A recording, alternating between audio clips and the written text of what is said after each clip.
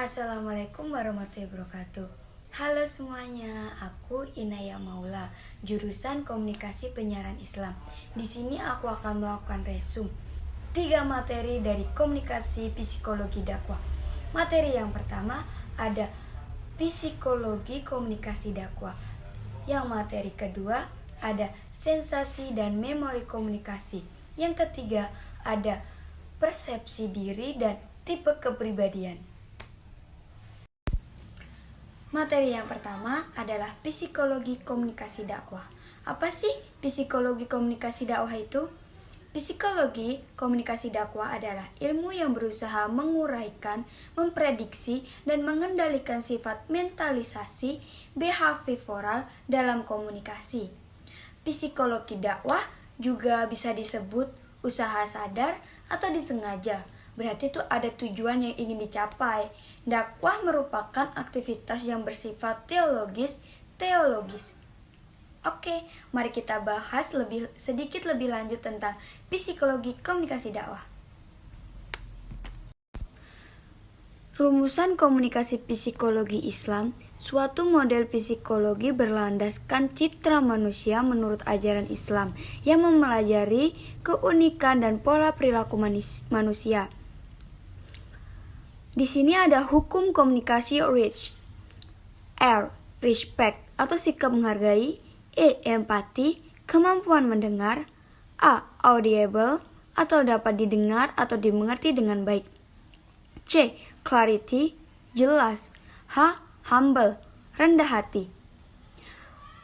Hukum komunikasi reach ini akan menjadi lancarnya komunikasi psikologi komunikasi dakwah. Materi yang kedua, proses sensasi dan memori komunikasi.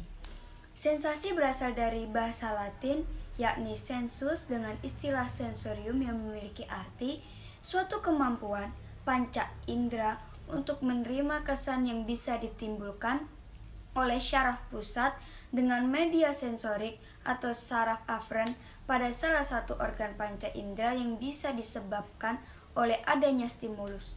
Lebih singkatnya, sensasi merupakan tahap awal penerimaan pesan atau informasi yang diterima. Ada 5 jenis-jenis panca indera. Yang pertama, panca indera penglihatan. Yang kedua, panca indera pendengaran. Yang ketiga, panca indera penciuman. Yang keempat, ada panca indera pengecap. Yang kelima, ada panca indera peraba.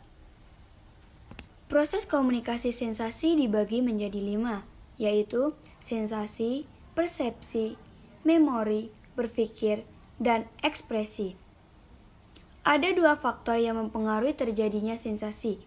Pertama, faktor internal, seperti alat itu sendiri yang masih bisa berfungsi dengan semestinya, atau tidak guna mempercepat proses penerimaan stimulus atau rangsangan. Kedua, faktor eksternal, kuat atau lamanya stimulus yang terdistraksi oleh lingkungan sekitar. Selanjutnya, ada 4 jenis memori. Yang pertama, recall. Contoh, menghafal nama gak harus berpikir keras, bisa menggunakan retrieval dengan baik, maka akan mudah memanggil sesuatu tanpa usaha keras. Yang 2, recognition. Contoh, mengingat kasus untuk mengenal memori tersebut. Railing, contoh adalah murojaah. Redintegrasi, contoh adalah deja vu. Materi yang ketiga ada persepsi konsep diri dan tipe kepribadian. Menurut Collier, proses seseorang menyeleksi, mengatur, dan menginterpretasikan masukan informasi untuk menciptakan gambaran keseluruhan yang berarti. Persepsi merupakan suatu proses seseorang dalam melakukan seleksi, lalu menginterpretasikan informasi yang didapatkan dan berbagai pengalaman yang telah dialami yang kemudian ditafsirkan agar tercipta suatu gambaran dari keseluruhan yang memiliki makna. Terjadinya proses persepsi adalah saat panca indera menangkap stimulus lalu tertafsirkan melalui syaraf-syaraf sensorik, lalu stimulus tersebut diterima oleh otak. Hasil proses tersebut terbentuklah persepsi. Selanjutnya, kita membahas konsep diri. Konsep diri adalah sebuah pandangan diri sendiri, mengenal siapa dan bagaimana diri kita. Konsep diri ibaratkan seperti kita sedang bercermin ketika kita melihat diri kita pada cermin.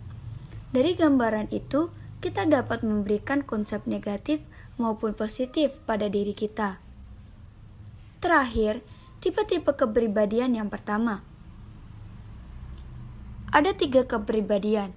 Yang pertama, kepribadian introvert. Yang kedua, kepribadian ekstrovert. Yang ketiga, kepribadian ambivert. Sekian dari tugas resum dari saya. Bila ada salah kata, mohon maaf. Wassalamualaikum warahmatullahi wabarakatuh.